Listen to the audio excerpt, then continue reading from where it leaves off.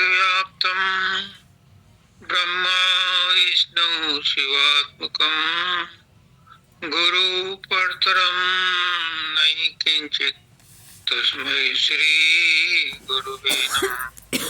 सर्वे भवन्तु सुखिनः, सर्वे सन्तु निरामयाः, सर्वे भद्राणि पश्यन्तु मा कश्चित् दुर्भाग् भवेत्।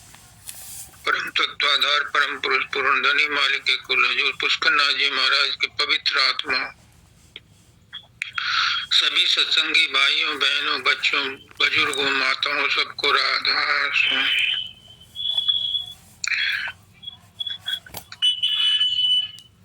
आज जो भी शब्द माता जी ने पढ़ा और जो राधा आचार्य राधा ने पढ़ा, ये हर आदमी के जीवन का कच्चा चिट्ठा है।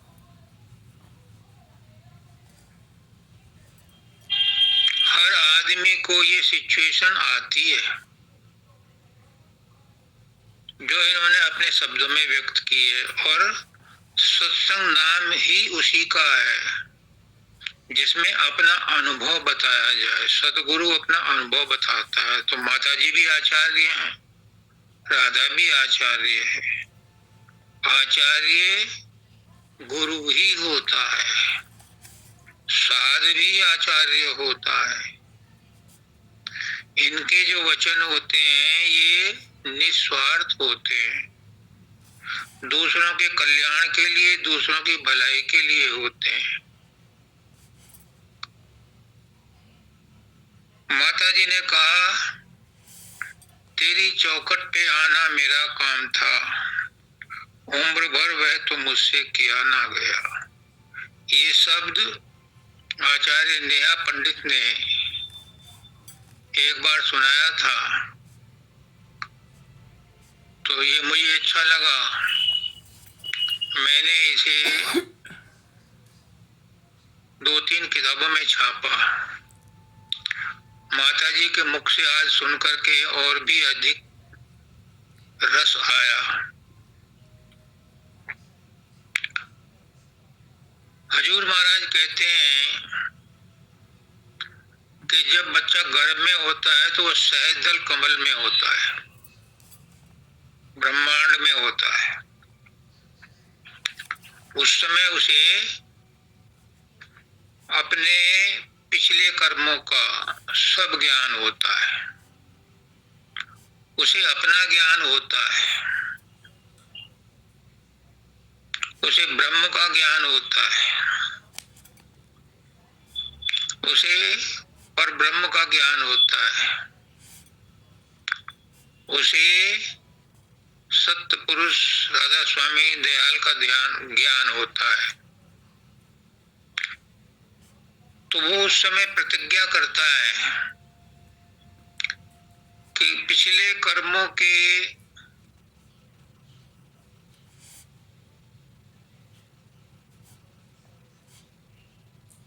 प्रभाव अधीन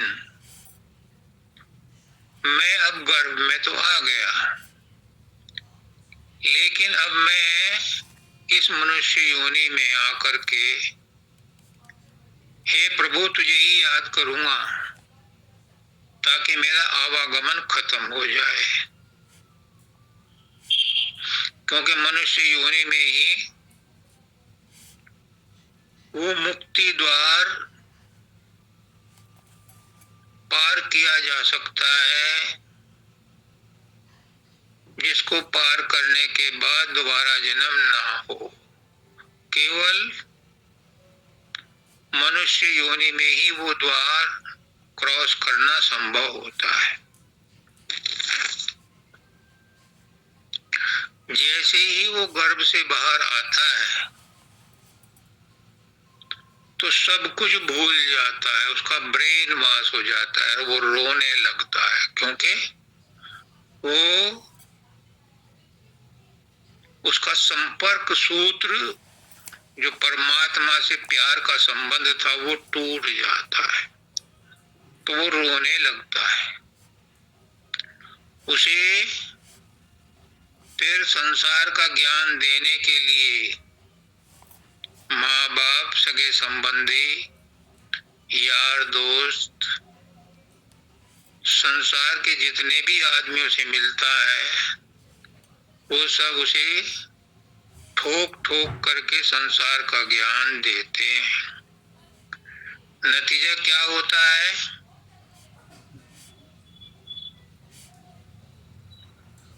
एक दाता दयाल ने एक किताब में लिखा है कि कुछ शिकारी थे, जब वो शिकार करने गए तो उन्हें, जैसे आपने एनिमेशन फिल्म देखी होगी वो मोगली वाली, उन्होंने लाइव बताया कि जिंदा मनुष्य का बच्चा भेड़ियों के झुंड में उन्हें मिला। मतलब ये वो तो एनिमेशन है, लेकिन दादा दयाल ने लिखा है कि ये सत्य घटना थी कि उन्हें वो मनुष्य का बच्चा जंगल में मिला और किसी तरह से उन्होंने बिना हानि पहुंचाए उसे पकड़ लिया। तो उसे वो आगरा लाए। तो आगरा, वो बोलता नहीं था, खाना पीना उसका डिफरेंट था, उसका रहना सहना डिफरेंट था, तो ये माहौल उसे पसंद नहीं आया, तो उसने कुछ खाया पिया नहीं, तो उसे एक पादरी के पास सिकंदराबाद में रखा गया। महीने 2 महीने बाद वो मर गया। सुना है कि अकबर ने भी एक कोशिश की थी कि 2-3 बच्चों को अलग अलग जगह रखा जाए, माँ बाप के पास ना रखा जाए, और देखा कि उनके अंदर क्या संस्कार डेवलप होते हैं। तो जिनको पशुओं के साथ रखा गया उनमें पशुओं के संस्कार डेवलप हुए, जिनको मनुष्य योनि में बोलने का अवसर नहीं मिला वो गूंगे रह गए। तो कहने का मतलब ये है कि जब मनुष्य जन्म गर्भ से बाहर आता है तो जो भी वातावरण उसे मिलता है उसमें वो पलता बढ़ता है, तरह तरह की योग्यता प्राप्त करता है, बहुत ज्ञान प्राप्त करता है, बहुत उन्नति करता है। लेकिन जो असली ज्ञान था, जो उसने वायदा किया था कि तेरे घर पे, तेरे दर पर आऊंगा, वो भूल जाता है, उसे कोई नहीं बताता। जब ये हालत सामान्य रूप से मालिक ने देखी तो उसे दया आई कि मेरी सारी आत्माओं को काल और माया दुखी करते हैं, बार बार जन्म में इनको घसीटते हैं। किसी को मुझसे मिलने का रास्ता नहीं पता और ना कोई बताता है, तो वो मनुष्य रूप में सतगुरु बन करके आता है और लोगों को चिताता है, आत्माओं को चिताता है, लेकिन कोई उस पर भरोसा नहीं करता, कोई उस पर विश्वास नहीं करता। सदगुरु परमात्मा ही है, परमात्मा से जुड़ा हुआ है, और वो उन जीवों को उनकी लैंग्वेज में, उनकी भाषा में समझाता है, उनके दर्द दुख सुनता है, अपने अनुभव के आधार पर उनकी सांसारिक मदद भी करता है, पारिवारिक मदद भी करता है, और साथ में ये भी ज्ञान देता है कि भाई तुम अपने घर चलो, ये रहने की जगह नहीं है, ये परमानेंट घर नहीं है, यहाँ तो किराए का मकान है। तुम 84 लाख योनियों में भटक रहे हो और जन्म जन्मांतर से भटक रहे हो। अब तो समय आ गया है, मनुष्य योनि मिली है, मैं तुम्हें ज्ञान दे रहा हूँ, तुम अपने घर की तरफ चलो। वो नाम भी देता है, शब्द से हमारी शादी भी करता है, शब्द से वो नाम भी जोड़ता है, और वो नाम उसका अपना ही नाम होता है। माता जी ने भी कहा कि मेरा नाम ही था जो मुझसे जपा ना गया, अपना ही नाम ना लिया गया।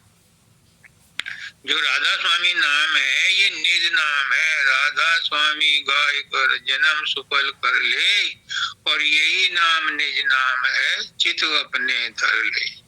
यही राधा स्वामी नाम माली के कुल का है, यही राधा स्वामी नाम सदगुरु का है, यही राधा स्वामी नाम सदगुरु नामदान देते हुए अपने शिष्य को देता है और कहता है इस नाम को याद कर ले, इस नाम से नेह लगा, सूरज शब्द योग कर, तू अपने घर को वापस जाने के लिए अंतर की तरफ मुड़, अंतर्मुख को बहिर्मुक्ता छोड़, मन मुक्ता छोड़, गुरु मुक्ता त्यार कर। इतना सरल साधन बताता है, लेकिन कोई उधर ध्यान नहीं देता, क्योंकि जन्म जन्मांतरों का इतना लफड़ा पड़ा है, इतने संस्कार पड़े हैं, और फिर वर्तमान परिस्थिति में भी उसके सगे संबंधी बजाय उसे एनकरेज करें, सब टांग खींचते हैं कि ये हमारे चंगुल से बाहर चला ना जाए।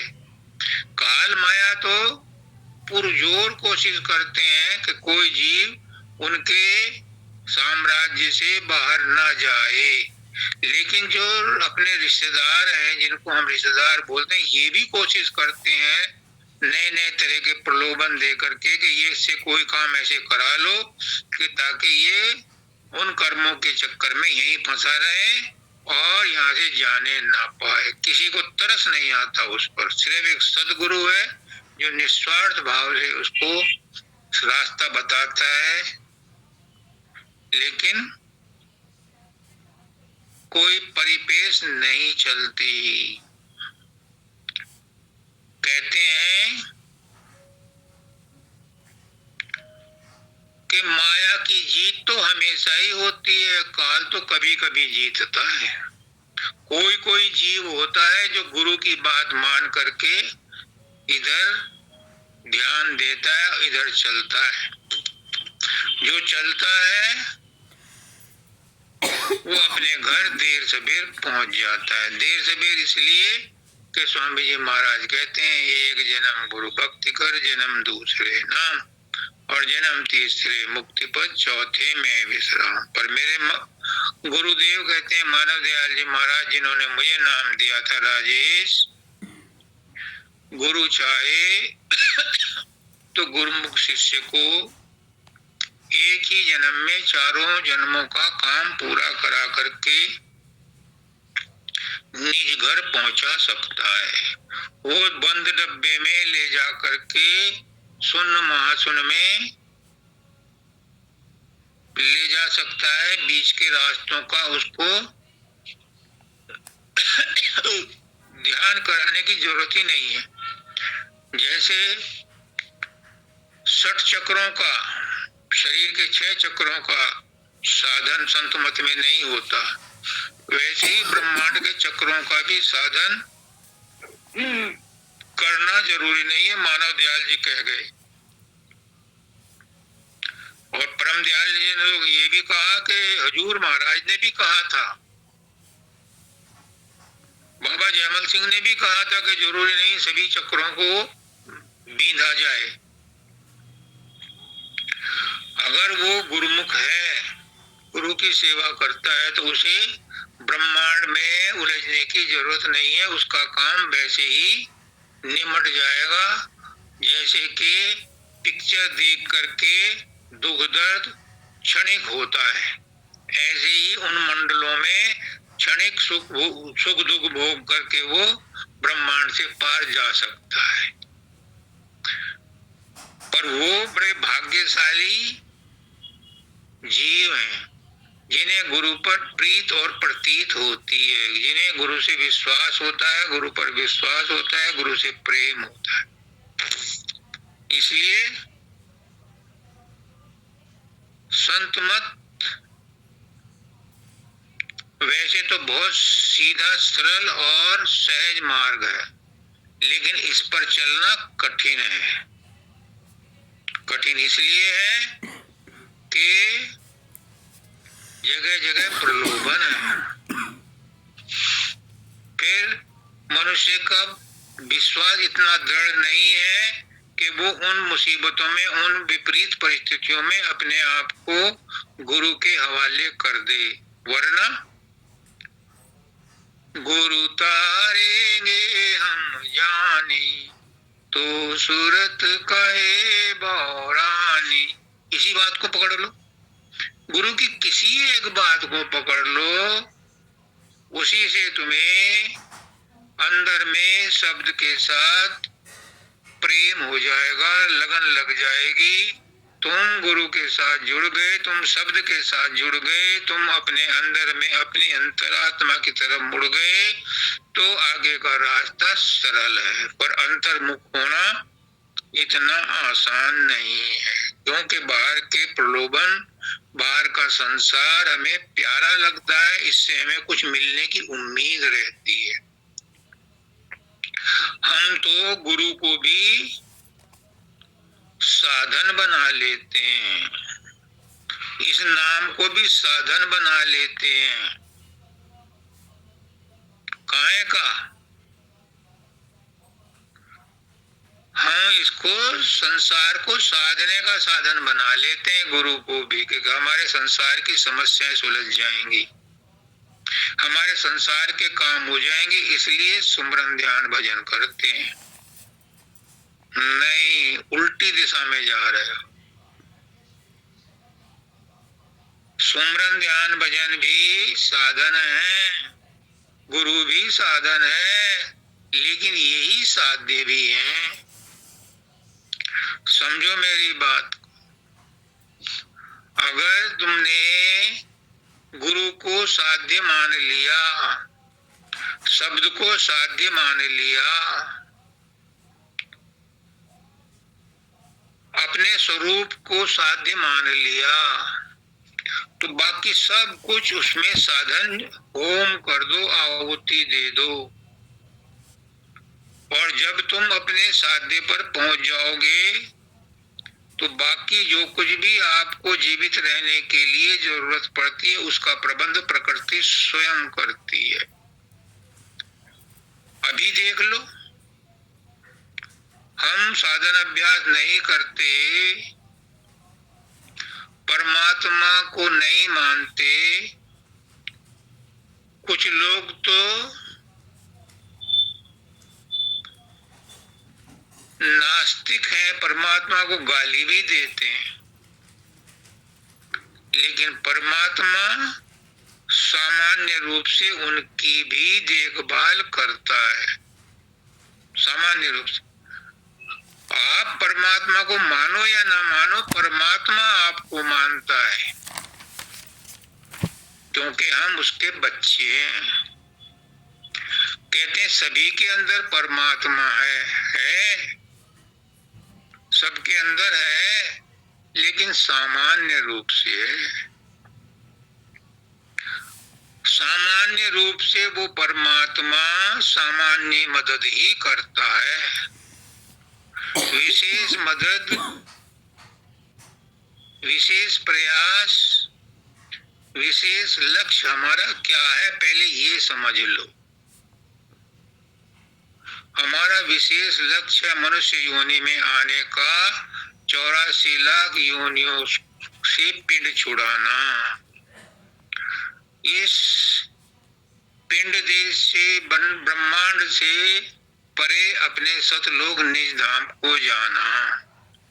तो जिस दिन हमारा लक्ष्य हमारे सामने आ गया, हमें विश्वास हो गया कि ये संसार रहना नहीं, देश वीराना है, जिस दिन संसार की सच्चाई समझ में आ गई कि इस संसार में कोई सुखी नहीं है, हम इस देश के वासी नहीं हैं, हमें अपने घर निज घर जाना है, उस दिन आपको सदगुरु से नाता जोड़ना पड़ेगा, और अगर जुड़ा हुआ तो उसकी बात पर चलना पड़ेगा, तब आपको अंदर का रास्ता मिलेगा, सूरत शब्द के साथ जुड़ेगी। एक चीज और बतला दूं, सामान्य रूप से तो वो सबके अंदर है,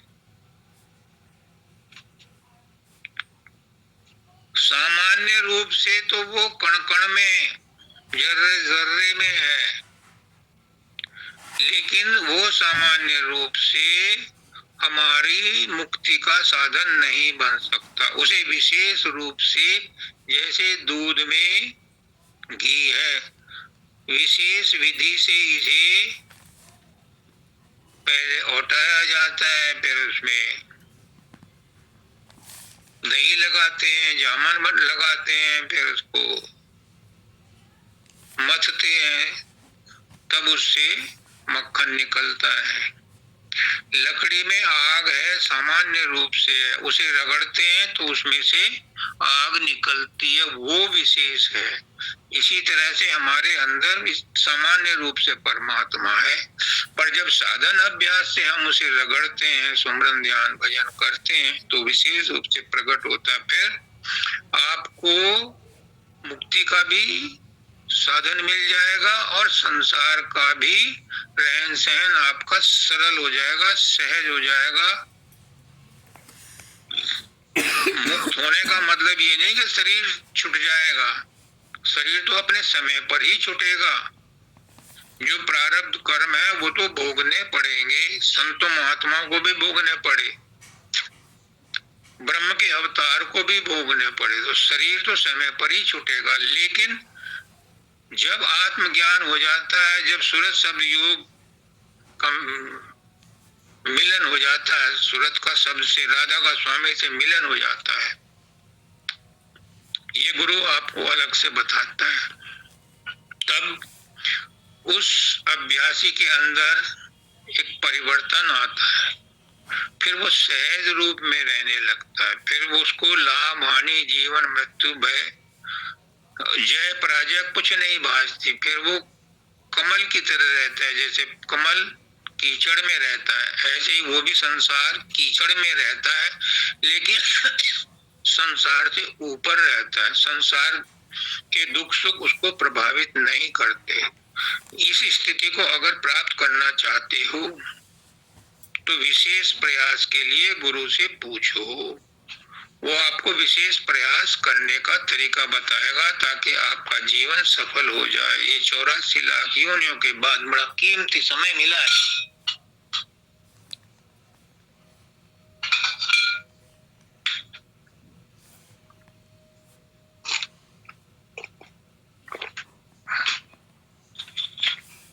अगर ये अवसर हाथ से गंवा दिया, ये सुनहरा अवसर का प्रयोग नहीं किया,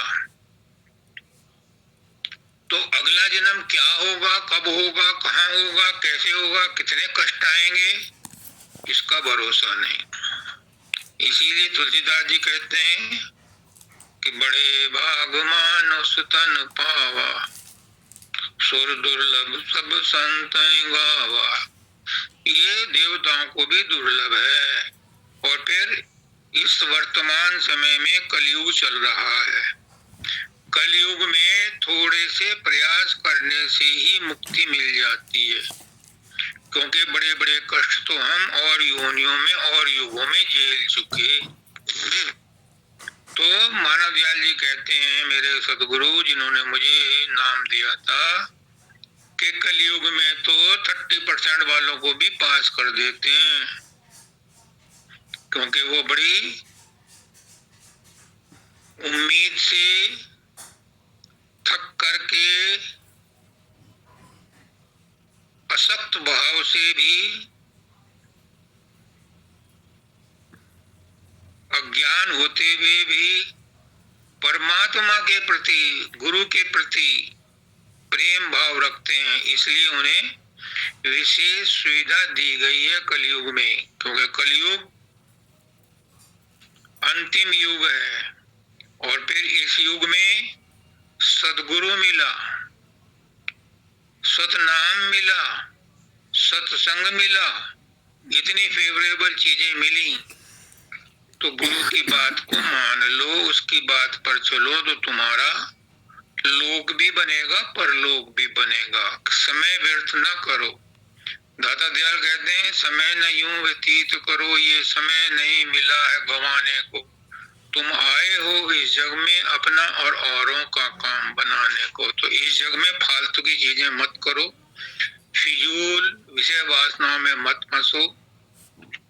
जो जरूरी जीवन निर्वाह के लिए उतना काम करो, और विशेष प्रयास करो अपने अंदर में अपने आप को पाने का।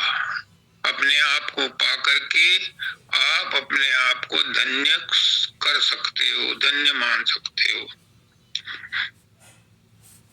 इन्होंने बतलाया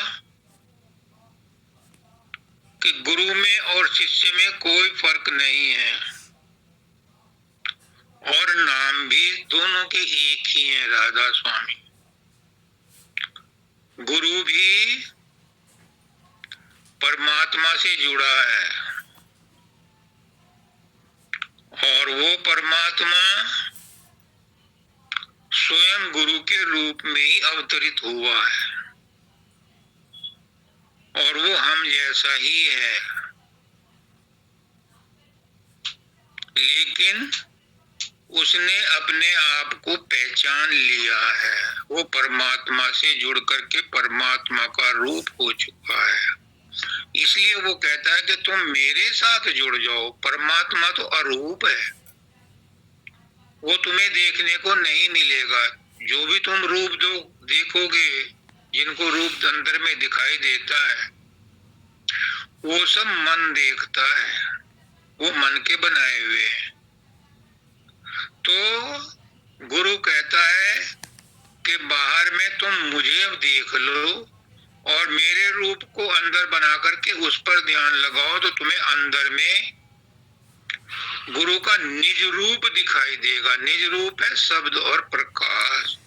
जब तुम अंदर में निज रूप को देख लोगे, तुम्हारा रूप रंग रेखा नहीं है, आपका अपना निज स्वभाव है, निज रूप है। आप भी शब्द हो, आप भी प्रकाश हो, और भी नहीं ही इस्तेमाल करो। आप ही प्रकाश हो, आप ही शब्द हो, आप ही परमात्मा हो, आप ही सदगुरु।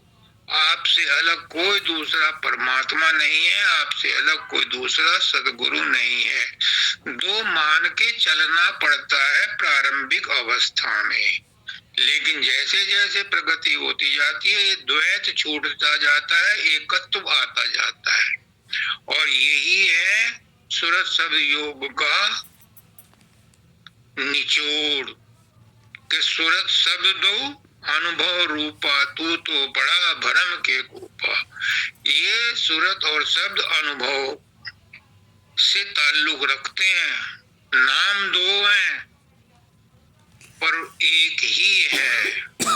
नाम और नामी दो लगते हैं, लेकिन एक ही है। राधा और स्वामी दो लगते हैं, मान के चलते हैं, लेकिन एक ही है। सूरत और शब्द एक ही है, क्योंकि शब्द से सूरत निकली है, सूरत से शब्द निकला है, प्रकाश से शब्द निकला है, शब्द से प्रकाश निकला है। ये सब एक ही है। तो इस चक्कर में मत पड़ो कि हमारा इष्ट दूसरा है और हम दूसरे हैं। गुरु को मानुष मत जानो, वो है सत्य पुरुष की जान। गुरु को पुरुष मत मानो। गुरु का रूप जो बनता है अंदर में, वो भी ऐन चैतन्य है, अलौकिक है।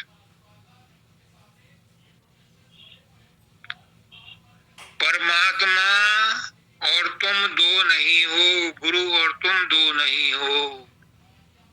एक दिन पुष्करनाथ जी ने कहा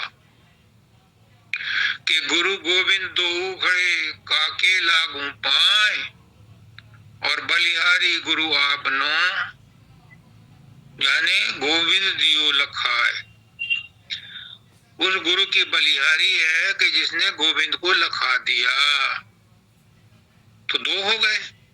उन्होंने कहा कि ये दो नहीं, दोनों एक ही हैं, गुरु और गोविंद दोनों एक ही हैं। उन्होंने कहा क्या कि जब अर्जुन ने रिक्वेस्ट की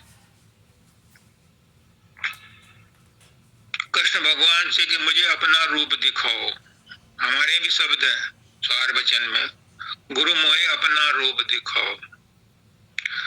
तो अर्जुन ने भी कोशिश की, विनती की कि मुझे अपना रूप दिखाओ केशव।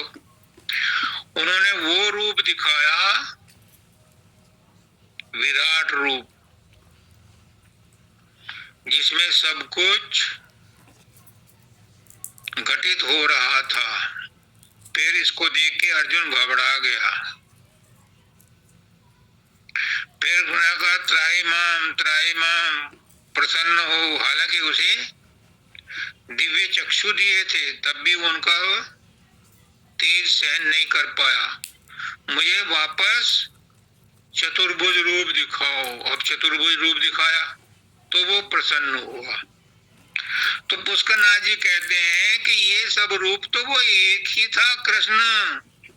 उसी ने विराट दिखाया, उसी ने चतुर्भुज रूप दिखाया, और उसी ने फिर रथ हाँकने वाला रूप भी दिखाया। तो गुरु और गोविंद तो एक ही हैं। देखने को, कहने को, मानने को कितने ही मान लो, लेकिन गुरु और गोविंद तो एक ही हैं। कबीरदास जी कहते हैं आन उपासक कृतगन तरे न नाम रटन। जो गुरु को अपने से दूसरा मानता है, जो राम को अपने से दूसरा मानता है, जो कृष्ण को अपने से दूसरा मानता है, जो गीता, जो गायत्री को अपने से दूसरा मानता है, जो अपने इष्ट को अपने से दूसरा मानता है, उसका उद्धार नहीं हो सकता, क्योंकि उसमें द्वैत रहेगा। मुझे भी कहा था पुष्करनाथ जी ने, राजेश तो इस प्रकाश के और शब्द के पीछे डंडा लेके मत फिर, ये हमारा इष्ट नहीं है, ये हमारी मंजिल नहीं है। क्योंकि प्रकाश को देखने वाला और प्रकाश दो हैं, शब्द को सुनने वाला और शब्द दो हैं। मैंने पूछा फिर हमारी मंजिल क्या है?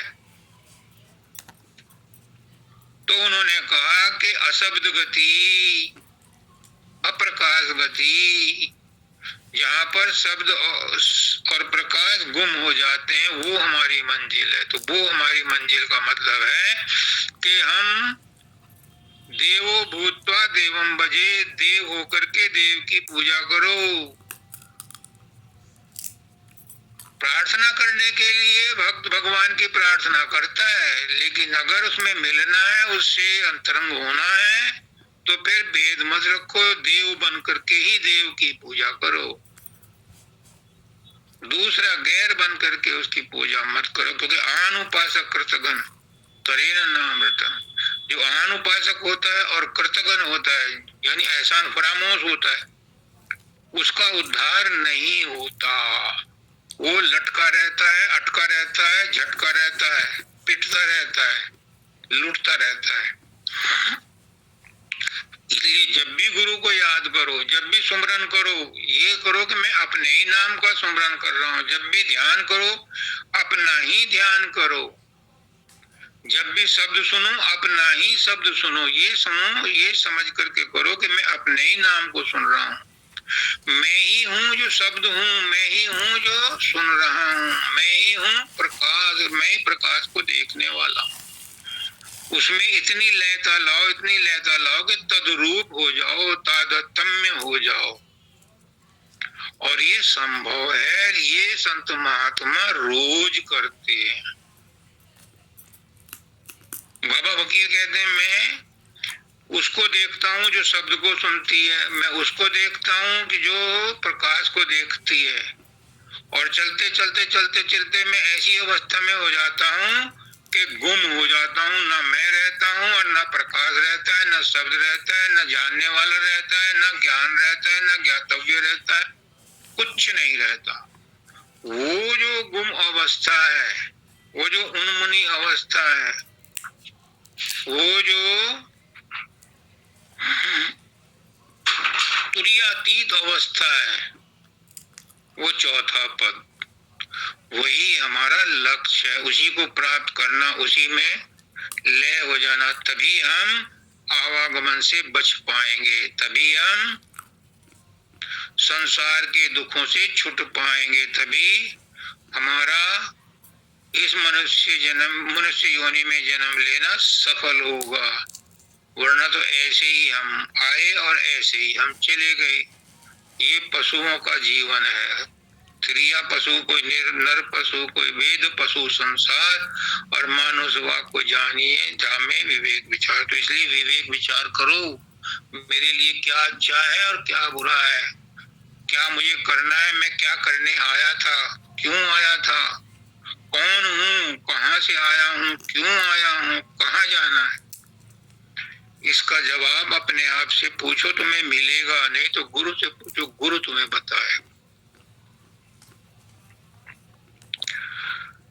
जब तक आपके मन में ये भाव नहीं आएगा, गुरु के प्रति प्रेम भाव नहीं आएगा, गुरु के प्रति विश्वास नहीं आएगा, गुरु को अपना सब कुछ अर्पण नहीं करोगे, आज्ञाकारी दास में नहीं ममता हो अभिमान, और सुख दुख सिर पर सहे त्याग मोह मदमान। जब तक आपने मद मोह और मान को त्याग करके, अभिमान को त्याग करके आज्ञाकारी शिष्य नहीं बन जाते, तब तक गुरु की कृपा जो होनी चाहिए वो नहीं हो पाती। वे स्वामी मैं दास हूँ, जहाँ भेजे तहाँ जाऊं, और हर सुख में समकर सदगुरु का लेना। सुख दुख, लाभ हानि, जय पराजय, मान अपमान में हर समय जो करी है गुरु करी है, गुरु जो करी है भला करी है।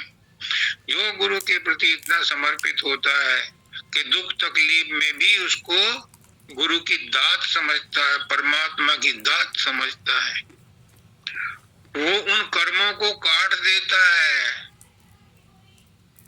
और नए कर्म नहीं बनते। नए कर्म तब बनेंगे जब झुंझलाहट होगी, जब तुम किसी के प्रति आक्षेप लगाओगे, किसी की बुराई करोगे, और जब तुम हर काम को गुरु की मौज समझ के झेल रहे हो खुशी खुशी, तो तुम्हारे कर्म कट जाएंगे, नए बनेंगे नहीं, तो तुम्हारा मोक्ष हो जाए। जहाँ गुरु है वहाँ करे तहाँ सत्संग, जहाँ गुरु है वहीं सत्संग है। सत्संग बिन सत्संग विवेक न होई, और राम कृपा बिन सुलभ न सोई। बिना सत्संग के ज्ञान नहीं होता, परमात्मा नहीं मिलता, और ये सत्संग बड़े भाग से मिलता है। मानव दयाल जी कहते हैं कि सत्संग तो भाग्य से मिलता है, प्रारब्ध से मिलता है, और गुरु भी प्रारब्ध से मिलता है, लेकिन उस पर चलना ना चलना ये आपकी जिम्मेदारी है। ये प्रारब्ध में नहीं लिखा, मुक्ति प्रारब्ध में नहीं लिखी। अर्थ और काम तो आप करो या मत करो आपको मिल ही जाएगा आपके प्रारब्ध के अनुसार, पर धर्म और मोक्ष तो आपको कमाना पड़ता है। इसलिए सत्संग में आकर के संतुष्ट मत हो जाना। सत्संग की बात पर चलोगे, अमल करोगे तो कुछ हाथ में आएगा,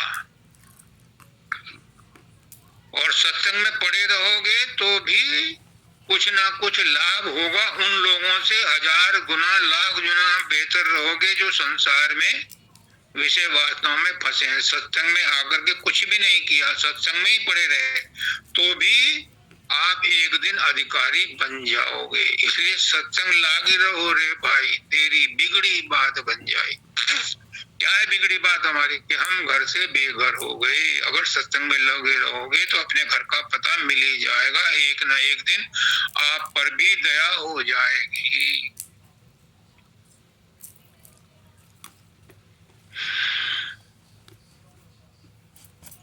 और ये काम सहज सहज में करना है, खींचा तानी नहीं करनी, जबरदस्ती नहीं करनी और जल्दी नहीं करनी।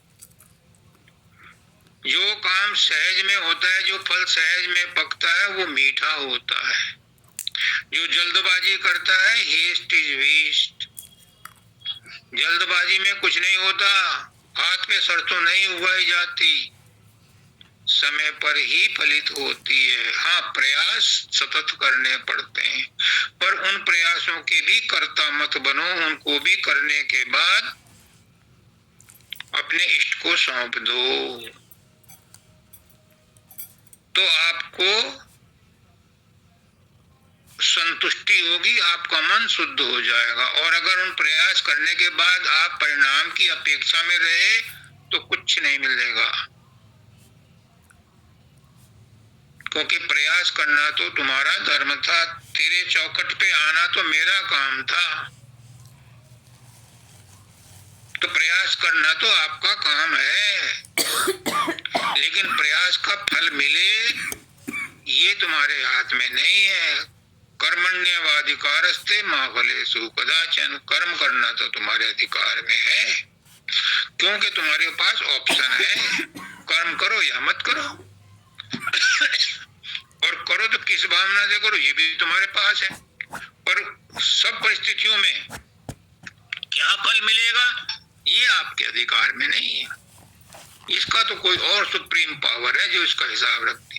अगर आपने प्रेम भाव से, निस्वार्थ भाव से कर्म करके उसको सौंप दिया, तो निश्चित जानो जो भी परिणाम मिलेगा वो आपके लिए बेस्ट होगा। चाहे भले ही नुकसान हो, चाहे भले ही कष्ट हो, समझ लो इससे भी कर्म कट रहे हैं। तब आप गुरुमुख बन जाओगे, और गुरुमुख ही संत होता है, और संत ही सदगुरु होता है, और सदगुरु ही परमात्मा होता है। फिर तुम वही हो जाओगे। गुरु कर ले आप समान, फिर तुम गुरु के समान ही हो जाओगे। गगन गुरु घट शिष्य है, दो देही एक प्राण। गुरु तो गगन में रहता है और शिष्य घट में रहता है। गगन है यहाँ और शिष्य है यहाँ। तो दो देही हैं, दो देह हैं, लेकिन प्राण एक ही है, यानी शब्द एक ही है। शब्द रूप में हम सब एक हैं, हम सभी शब्द रूप में एक हैं। लेकिन एक बात का याद रखना, एक जीवात्मा अगर सूरज शब्द योग का अभ्यास करके जीवन मुक्त होती है तो सभी आत्मा मुक्त हो जाएंगी। ये मत समझना सिर्फ विशेष आत्मा, विशेष जीवात्मा ही मुक्त होगी जिसने अभ्यास किया है। सब नहीं होंगी, क्योंकि सब तो सामान्य है। जिसने विशेष प्रयास किया वही विशेष जीवन मुक्त होगी। किसी और का खाया हुआ आपके काम नहीं आएगा। आपको अपना भला खुद करना है, इसलिए दूसरों के भरोसे मत रहना। और सूरज शब्द मेला भया, समझे साधु सुजान। जब सूरत और शब्द का मेला हो जाता है, सूरत शब्द से ही निकली है, शब्द आदि में है, सूरत भी आदि से ही निकली है। लेकिन सूरत आकर के नीचे पहले अनामी धाम में, फिर अलग धाम में, फिर अगम धाम में, फिर सतलोक में आकर के वो सूरत रही। और फिर जब काल ने जीवात्माओं को मांगा रचना करने के लिए, तो उसी सूरत को नीचे भेजा गया। तो वो सूरतें जो नीचे आई वो आकर के ब्रह्मांड में और पिंड में काल और माया में लिपट गई। यहाँ पर वो सुरतें अपनी स्वतंत्रता खो बैठी। उनको जगाने के लिए, उनको वापस लाने के लिए फिर एक सूरत आती है सदगुरु के रूप में, वो उनको जगाती है। एक दिन एक बार सत्संग में मैंने कहा था, मैं तो गांव का रहने वाला हूँ, तो गांव में कुएं से पानी भरते थे, तो कई बार रस्सी टूट जाती थी या हाथ से छूट जाती थी, तो वो बाल्टी या डोल जो है कुएं में गिर जाता था। तो हमारे गांव में 2-3 बड़े आदमी थे। बड़े आदमी का मतलब मौजूद आदमी थे। उनके यहाँ कांटा होता था लोहे का बहुत, उसमें 20-25 हुक होते थे। उसको 2-2 रस्सियां बांध करके उसमें कुएं में डाल के घुमाते थे। उसके हुकों में कुछ ना कुछ फंस जाता था। जो उसको खींचते थे तो कई बार अपनी बाल्टी मिल जाती थी, कई बार दूसरे की गिरी भी मिल जाती थी। तो उसी तरह से जो हमारी सूरत यहाँ आकर के फंस गई है, इस 84 में काल और मन के लपेटे में लिपटी पड़ी है। इसको छुड़ाने के लिए मालिक सदगुरु के रूप में वो कांटा नीचे भेजता है और उनको वो घुमाता है अपना चक्कर।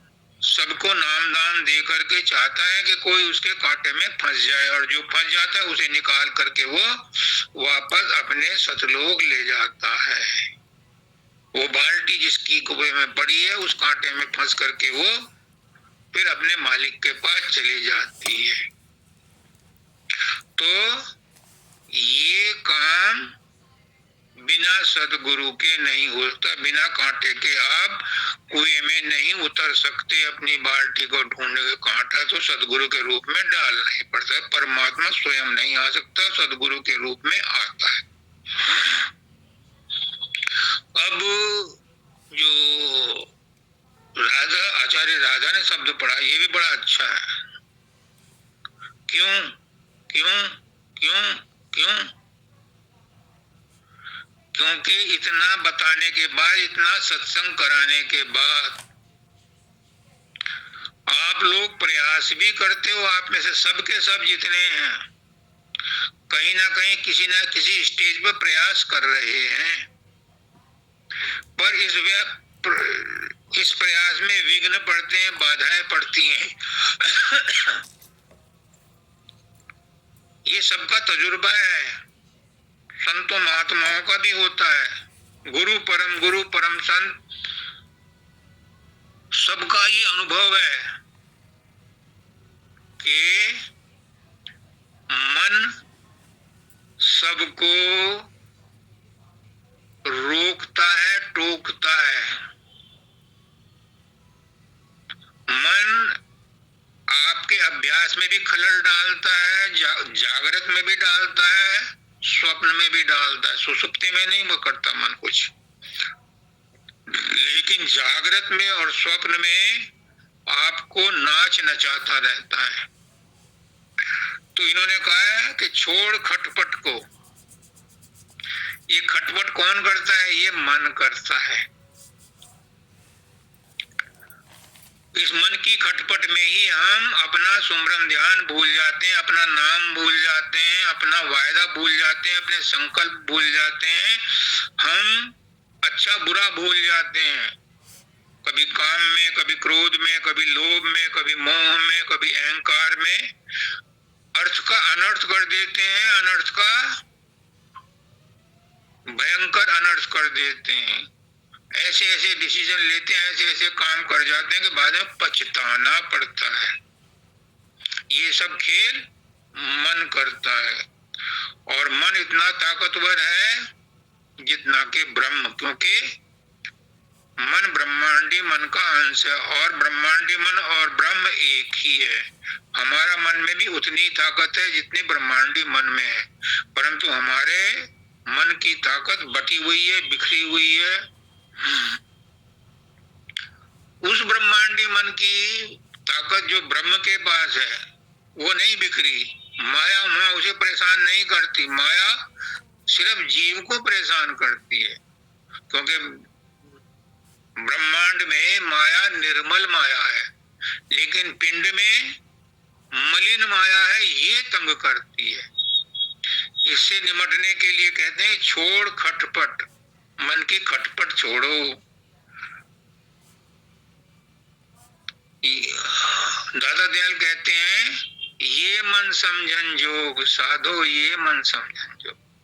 दूसरा शब्द है कि मुझे पुष्करनाथ जी कहते थे, राजेश सब मन का ही खेल है, सब मन की प्रभुताई साधो, सब मन की प्रभुताई।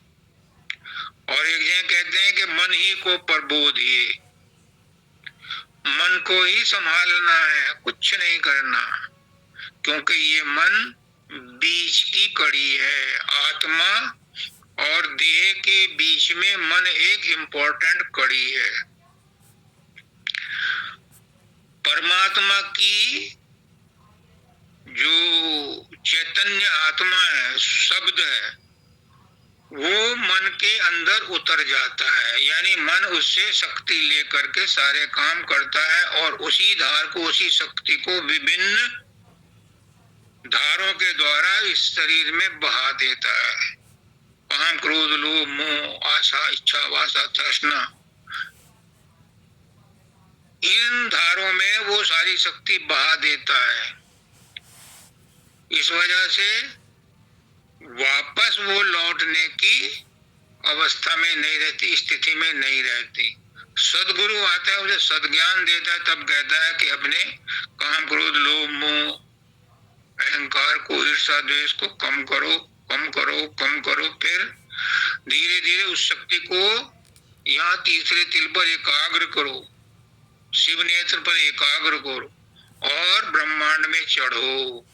पहले सहजल कमल में जाओ, फिर त्रिकुटी में जाओ, फिर स्वर्ण महासन में जाओ, फिर भंवर गुफा में जाओ, फिर सतलोक में पहुंच करके विश्राम करो। वो रास्ता बताता है, गाइड करता है, मदद करता है। तो कहते हैं कि ये मन समझन जोग साधो, ये मन, पहले मन को पवित्र कर लो। जिसका मन पवित्र नहीं होता, जिसका मन बस में नहीं है, वो लाख कोशिश कर ले, परमात्मा से नहीं मिल सकता, अंतर्मुखी नहीं हो सकता। उसकी बहिर्मुखी वृत्ति, मन की वृत्तियां उसे बाहर संसार में खींचती रहेंगी, उसकी शक्ति को नीचे जो इंद्रियों के द्वार हैं उनसे बहाती रहेंगी। इसलिए ये मन समझन जोग साधो, ये मन समझन जोग, मन ही ज्ञान और मन ही ध्यान है, मन ही मोक्ष और भोग। मन के द्वारा ही मोक्ष होता है, मन के द्वारा ही भोग मिलता है। मन में ही ज्ञान है, मन में ही ध्यान है, मन में ही विज्ञान है। इस मन को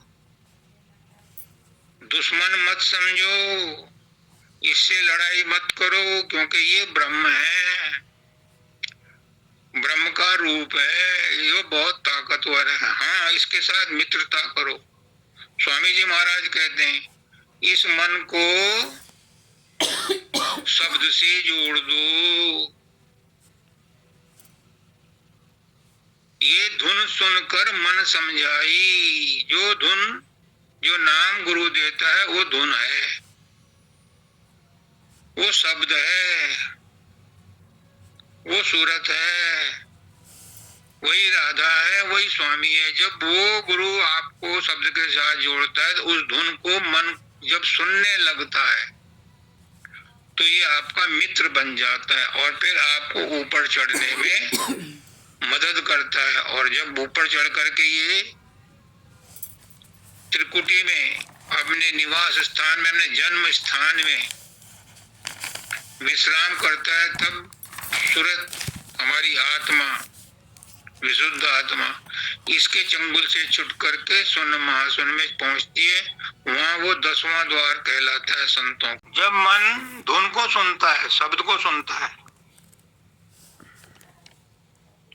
तो ये ऊपर को चढ़ता है, ऊपर चढ़ने में मदद करता है, हमें हमारे घर तक पहुंचाने में मदद करता है। 9 द्वारों में तो हम हम संसार में फंसे हैं। जब हम 10वें द्वार में पहुंचते हैं, शून्य महाशून्य में, शून्य में पहुंचते हैं 10वें द्वार में, तो हम अपने घर की तरफ चलते हैं, पिंड और ब्रह्मांड को छोड़ करके। तो इस मन में ही सब कुछ है। ये मन ही हमें परमात्मा तक पहुंचाता है। ये मन ही हमें संसार में फंसाता है, यही हमें संसार से मुक्त भी करता है।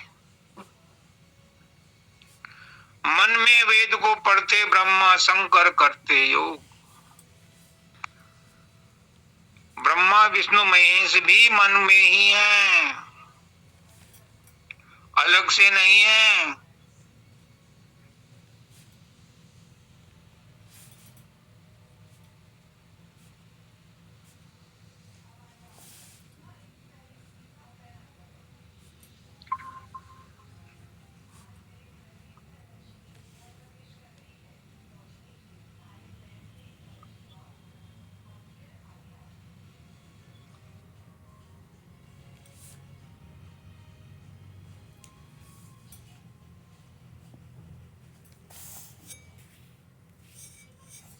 महाराज जी आप म्यूट हैं।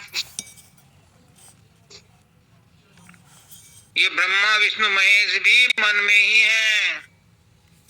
इनका रूप जो बनाता है वो मन में ही बनता है। इसलिए मन हमारा साथी जरूर है, पर मन हमारा लक्ष्य नहीं है। ब्रह्म हमारा लक्ष्य नहीं है। हमारा लक्ष्य पर ब्रह्म भी नहीं है। हमारा लक्ष्य है सतलोक, चौथी अवस्था, जहां पर हम अपने सदगुरु के मार्गदर्शन में पहुंच सकते हैं और कोई शॉर्टकट नहीं है।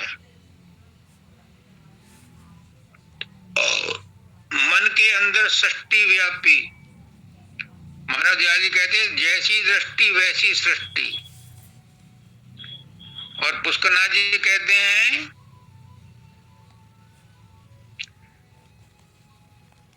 कि गुरु तुम्हारी दृष्टि बदलता है, सोचने का ढंग बदलता है।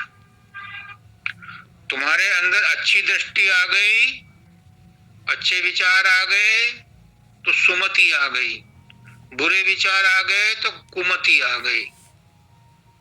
तो जैसी दृष्टि वैसी सृष्टि।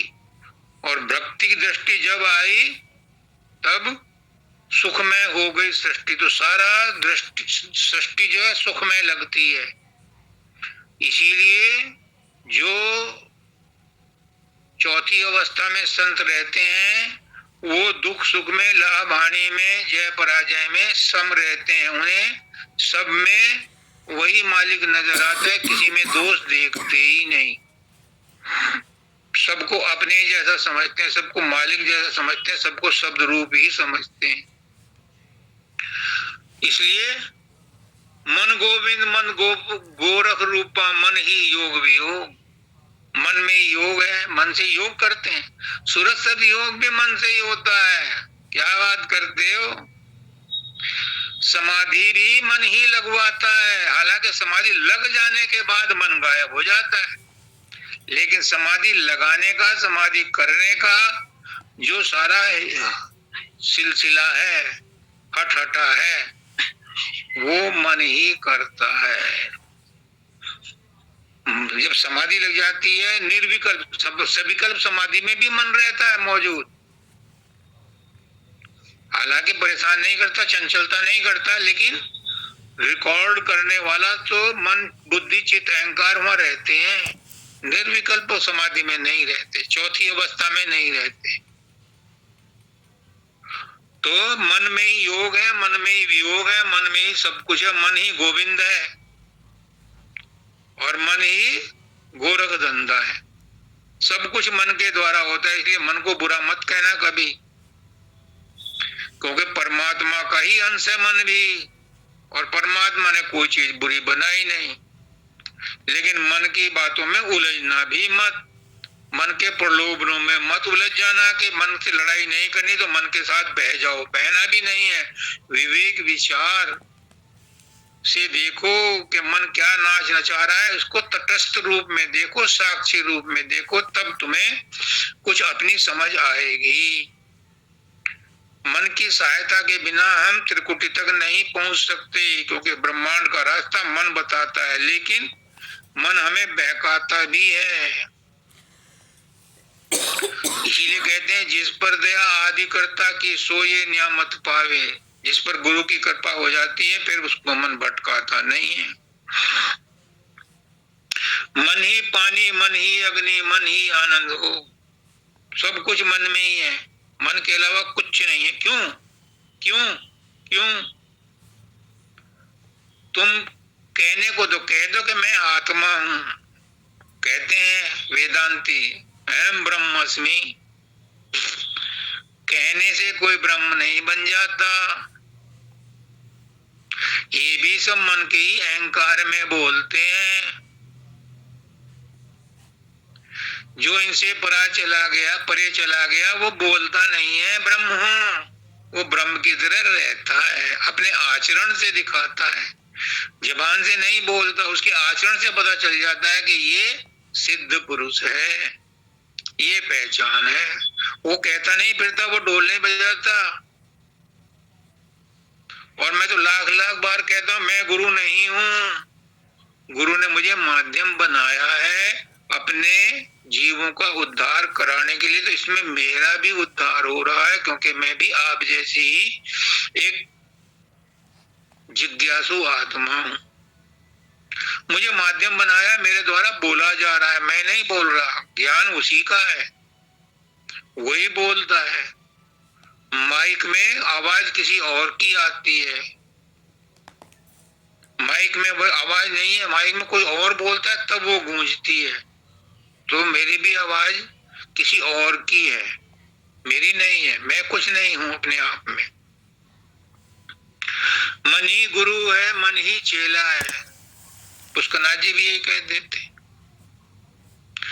और दादा दयाल के ना तो गुरु है ना तो चेला, तू दोनों दशा से न्यारा है। आगे ना वही बात जहां से चले थे कि गुरु को और अपने आप को दो मत समझो। ना तू गुरु है ना तू चेला, तू दोनों दशा से न्यारा है। द्वैत अद्वैत से परे ठिकाना तेरा ही सकल पसारा है। जो सारा सृष्टि है वो सब तेरे ही बलबूते पर चल रही है, वो तेरे ही होने से हो रही है, क्योंकि तू उसी का अंश है। तुझे पता नहीं है कि वो क्या करा रहा है, पर है वो तू ही। पर कब है वो तू? जब तुम विशेष रूप से उस योग्यता को प्राप्त करके उसमें अनुभव प्राप्त कर लोगे तो तुम उस जैसे हो जाओगे। गुरु कर ले आप समान। जब तक हम मन के साथ हैं तब तक द्वैत है। मन से ही वो द्वैत समाप्त किया जाता है, मन के माध्यम से। तो मन ही गुरु है, मन ही चेला, मन ही ब्रह्म संयोग। और ये मन ही ब्रह्म से संयोग कराता है और फिर ब्रह्म को छोड़ के पर ब्रह्म में पहुंचाता है। पर ब्रह्म के बाद फिर मालिक अपने आप खींचता है। फिर उसकी ड्यूटी हो जाती है अपनी आत्मा को, जैसे गुरु के रूप में वो नीचे आता है, फिर वो पर ब्रह्म में छोड़ता नहीं है, वहां से भी खींच करके वो फिर भंवर गुफा में लाता है। भंवर गुफा से फिर बाहर का गुरु निकाल करके, मुझे शब्दानंद जी ने कहा था 2006 में या 7 में कि अभी तुम भंवर गुफा में हो। वहां से खींच करके वो खुद फिर सतलोक में ले जाता है। ये बाहर वाले गुरु की ही कृपा है। किस मुख से तेरी महिमा गाऊं, तू सत्य पुरुष अविनाशी है। उस गुरु की महिमा नहीं गाई जा सकती। वो अंदर में सतलोक तक मदद करता है। सतलोक में जब तुम्हें सत्य पुरुष के दर्शन होते हैं तो बाहरी सतगुरु से का सिर्फ एहसान रह जाता है। वो कहता है कि तेरा गुरु तुझे मिल गया, अब मैं किसी और को लाऊंगा पकड़ के। किस मुख से तेरी महिमा गाऊं, तू सत्य पुरुष अविनाशी है। चेतन गण अमल विमल निर्मल, सत सदन परम सुख राशि है। मन ही का व्यवहार जगत में नाही जाने लोग। सारा व्यवहार इस जगत में, और मुझसे सुनो, मेरा अनुभव ये कहता है कि जगत में ही नहीं, जो ब्रह्मांड में चलोगे इसमें भी मन का ही खेल है। ये तो सब कहते हैं कि जगत में मन का खेल है। आज ये वाक्य मेरे मुंह से पता नहीं कैसे निकल गया, गुरु ने कहलवाया है कि ब्रह्मांड में मन का ही खेल है। ब्रह्मांड से परे पर ब्रह्मांड में भी मन का ही खेल है। पर ब्रह्मांड से परे मन का खेल खत्म हो जाता है, फिर वहां सत्य पुरुष का खेल चलता है।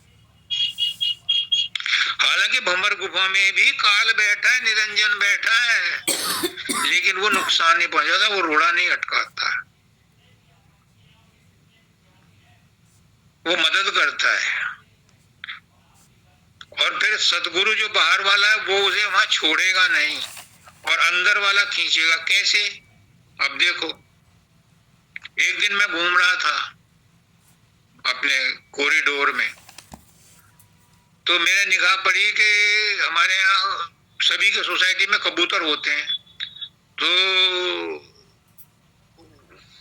जो मादा कबूतर थी, कबूतरी, वो अंडों पर बैठी थी। तो मेरे दिमाग में क्लिक हुआ, आहा कितना अध्यात्म छिपा है इसमें, कि बाहर से तो गुरु से रहा है, गर्मी दे रहा है उस अंडे को, और अंदर से वो जो चूजा है वो गर्म होकर के अपने आप को फोड़ता है, तो बच्चा बाहर, चूजा बाहर निकलता है। ऐसे ही जब हम